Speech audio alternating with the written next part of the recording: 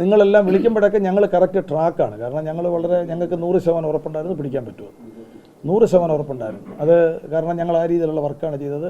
പിന്നെ ഇതേ സമയം ഇന്നും ഞാൻ പോയി, ഞങ്ങളുടെ ടീം ബാങ്കിലും ഉണ്ട്. അപ്പോൾ ഞങ്ങൾ എല്ലാ തരത്തിലുള്ള വർക്കും ചെയ്തു. കാരണം ബാങ്കിൽ വരാൻ സാധ്യതയുള്ള സ്റ്റാഫ്, ബാങ്കിൽ ഞങ്ങളുടെ കാൽക്കുലേഷൻ എല്ലാം കറക്റ്റാണ്. ഇയാൾ 3 ദിവസം മുമ്പ് ബാങ്കിൽ വന്നു, ഞങ്ങൾ 3-4 ദിവസം മുമ്പ് ഇയാൾ ബാങ്കിൽ വന്നിട്ടുണ്ട് ഇതെല്ലാം കാണാൻ വേണ്ടി. ഒരു ATM കാർഡുമായിട്ട് ATM കാർഡിൽ വർക്ക് ചെയ്യാത്തൊരു ATM കാർഡ് കൊണ്ടിട്ടിട്ട് അത് കേടാന്ന് പറഞ്ഞ് ഇയാൾ അകത്ത് കയറി. അപ്പം ഇതൊക്കെ ഞങ്ങളുടെ എക്സ്പയറി ആയ ATM കാർഡുമായിട്ട് അയാൾ വന്നിട്ട്, അപ്പം കൃത്യമായിട്ട് ഞങ്ങൾക്കറിയാം ഇയാൾ ഉറപ്പായിട്ട് നേരത്തെ വന്നിട്ടുണ്ട്. ഞങ്ങൾ ആദ്യം ചെയ്തത് ആ ബാങ്കിലെ ലാസ്റ്റ് 15 ദിവസത്തെ അവരുടെ ഫുട്ടേജ് ഉണ്ടല്ലോ, അവരുടെ CCTV ഫുട്ടേജ് ഞങ്ങൾ എടുത്ത് പരിശോധിച്ചു. അപ്പോൾ അതൊക്കെ ഞങ്ങളുടെ ചില തുമ്പുകളാണ്. അത് ഞാൻ പറഞ്ഞല്ലോ, ചില കാര്യങ്ങൾ ഞങ്ങളിപ്പോൾ പറയുന്നില്ല. ബാധ്യത ഒരുപാടുണ്ട്. അയാൾ പലത് പറയുന്നു, അതൊക്കെ ഇനി വെരിഫൈ ചെയ്യണം. അയാൾ കുടുംബമായിട്ടാണ് താമസിക്കുന്നത്. അയാളുടെ ഭാര്യ പുറത്താണ്, മക്കളൊക്കെ ഉണ്ട്. അല്ല, വഴിത്തിരിവ് ഞങ്ങൾ അന്നന്ന് നിങ്ങൾ നോക്കൂ. ഇന്ന് രാവിലെ ഞങ്ങൾ വീഡിയോ കോൺഫറൻസ് നടത്തി, ഇന്നലെ വൈകുന്നേരം ഞങ്ങൾ VC നടത്തി, ഇന്നലെ രാവിലെ VC നടത്തി, ഇന്ന് രാവിലെ ഞാനിവിടെ വന്നു, ഞാൻ ഈ സ്റ്റേഷനിൽ വന്നു.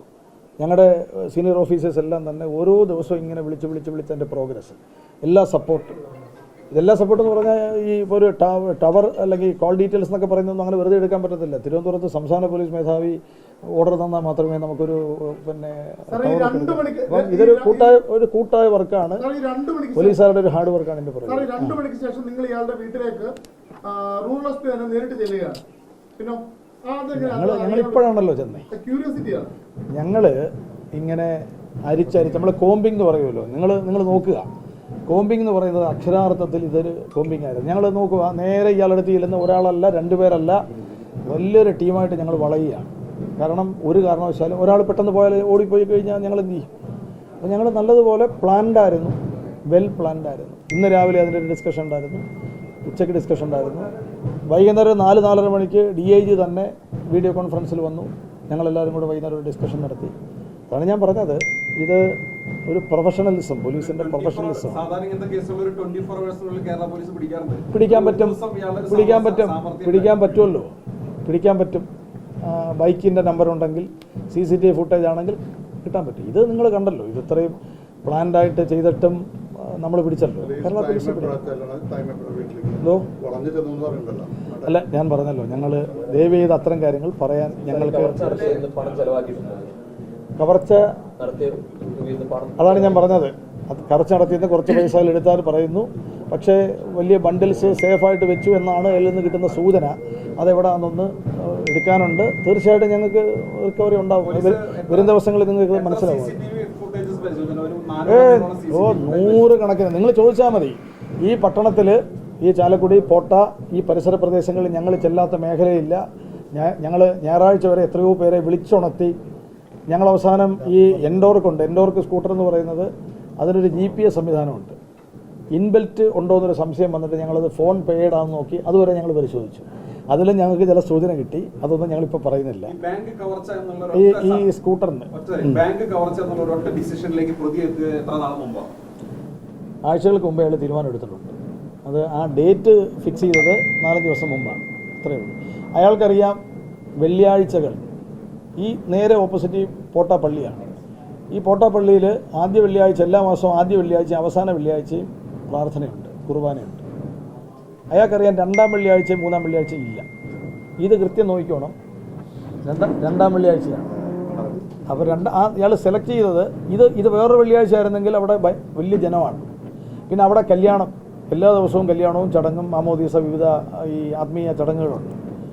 അന്ന് ഒരു ചടങ്ങുമില്ല, വെള്ളിയാഴ്ചകളിലില്ല. വെള്ളിയാഴ്ചകളിലാകെ ഉള്ളത് 1ാം വെള്ളിയാഴ്ചയും 4ാം വെള്ളിയാഴ്ചയും മാത്രമാണ്. അതാണ് കറക്റ്റ് ഈ വെള്ളിയാഴ്ച സെലക്ട് ചെയ്യുന്നത്. ഇനി അയാൾ വേറൊരു ഫെഡറൽ ബാങ്കിൽ അക്കൗണ്ട് ഉണ്ടായതുകൊണ്ട് അയാൾക്കറിയാം 2 മുതൽ 2:30 വരെയാണ് ആ ബാങ്കിൻ്റെ. ഈ സമയത്ത് ആരും ഫ്രണ്ടിലില്ല, ക്യാഷ് കൗണ്ടർ കാലിയായിരിക്കും, പൈസ ഇതുപോലെ വെച്ചേക്കും. അപ്പോൾ എന്തൊക്കെയാണോ ഒരു ധനകാര്യ സ്ഥാപനത്തിൻ്റെ ലൂപ്പ് ഹോൾസ്, നമ്മൾ സാധാരണ ശ്രദ്ധിക്കാത്ത കാര്യങ്ങൾ. കരിക്കത്തി അയാൾ പുറത്തുനിന്ന് കൊണ്ടുവന്നതാണ്, കരിക്കത്തി അയാൾ ഗൾഫിൽ നിന്ന് കൊണ്ടുവന്നതാണ്. അയാൾ പറയുന്നുണ്ട് അപ്പോൾ അത് പക്ഷേ കണ്ടെടുക്കണം. അതും എവിടെയൊക്കെയോ ഉണ്ട്, ഞങ്ങൾക്ക് നോക്കാനുണ്ട്. എവിടെ വെച്ചിട്ടുണ്ടെന്നല്ല പറയുന്നുണ്ട്, ഞങ്ങളത് പരിശോധിക്കും. ഞാൻ ദയവ് ചെയ്ത് ഇനി കൂടുതൽ കാര്യങ്ങൾ പറയാൻ ആ ഭാഗം ഞങ്ങൾ അന്വേഷിക്കണമല്ലോ. നിലവിൽ അയാൾ ചെയ്തു എന്ന് പറയുന്നു. കൂടുതൽ കാര്യങ്ങൾ ഞങ്ങൾ അന്വേഷിക്കുകയാണ്. ഞങ്ങളുടെ ടീം എല്ലാവരും ഇല്ല ഇവിടെ. കുറച്ച് പേര് ഇപ്പോഴും വേറെ ചില കാര്യങ്ങൾ വെരിഫൈ ചെയ്യാൻ വേണ്ടി പോയിരിക്കുക. ഞങ്ങളുടെ ടീമിൽ 20, 25, 30 ഞങ്ങൾ ആദ്യം ടീം ഒരു 25 പേരുടെ ടീം ഉണ്ടാക്കി. പിന്നെ ഞങ്ങൾ 7 പേരെയും കൂടെ ഇന്നലെ 7 പേരെയും കൂടെ ചേർത്തു ടീമിനകത്ത്. കാരണം ഇത് പിടിച്ചേ പറ്റൂ. കാരണം പട്ടാപ്പകൽ ഒരു ബാങ്കിൽ ധനകാര്യ സ്ഥാപനത്തിൽ കയറുക എന്ന് പറയുന്നത് അത് നമുക്ക് കേരള ജനം അത് അംഗീകരിക്കത്തില്ലല്ലോ. കേരളത്തിലെ ജനങ്ങളുടെ ഒരു മാനസികാവസ്ഥ അങ്ങനെയാണ്. നമ്മളും അങ്ങനെയാണ്. നമ്മൾ 0 ടോളറൻസ് ആണ് കാര്യത്തിൽ. അല്ല, അങ്ങനെ വേണമല്ലോ. അങ്ങനെ ഒരു സന്ദേശം വരണം. അങ്ങനെ പ്രത്യേകിച്ചും അയാൾ കത്തി കാണിച്ച് കത്തിയുടെ മുള്ളുമുനയിൽ നിർത്തി അയാൾ ഗൾഫിൽ നിന്ന് കൊണ്ടുവന്ന കത്തിയാണെന്ന് പറഞ്ഞിട്ടുണ്ട്. അതിന് പരിശോധിക്കണം, നോക്കിയെടുക്കണം. അയാൾ ഗൾഫിൽ നിന്ന് കൊണ്ടുവന്ന കത്തിയാണ്. അയാൾ പറയുന്നുണ്ട് ഗൾഫിൽ നിന്ന് കൊണ്ടുവന്ന കത്തിയാണ്. അല്ല, ആ ഭാഗം ഞാൻ പറഞ്ഞല്ലോ, അതെല്ലാം അയാൾ പറയുന്നുണ്ട്. അതൊക്കെ ഒന്ന് ക്ലാരിഫൈ ചെയ്തിട്ട് ഞങ്ങൾ തുടർ നടപടികൾ കടക്കും. ഇന്ന് തന്നെ ഇതിൻ്റെ ബാക്കി കാര്യങ്ങൾ ചെയ്യാം. ഇത് ഇവിടെ തീരുന്നില്ല. അയാൾ ഈ ചെയ്ത കുറ്റത്തിന് കോടതിയിൽ കറക്റ്റ് നടപടി ഉണ്ടാവും. അതാണ് കോടതിയിൽ നിന്ന് കറക്റ്റ് ശിക്ഷ വാങ്ങിച്ചു കൊടുക്കും. അല്ല, അതിനെ കുട്ടികളെ കുറിച്ച് ഇപ്പോൾ പറയുന്നില്ല. അല്ലല്ല, ഒറ്റയ്ക്കല്ല താമസിക്കുന്നത്. പക്ഷേ അവരെ കുറിച്ച് പറയുന്നില്ല. 2 കുട്ടികളുള്ളത് പറയുന്നില്ല. ശരിയാണ്.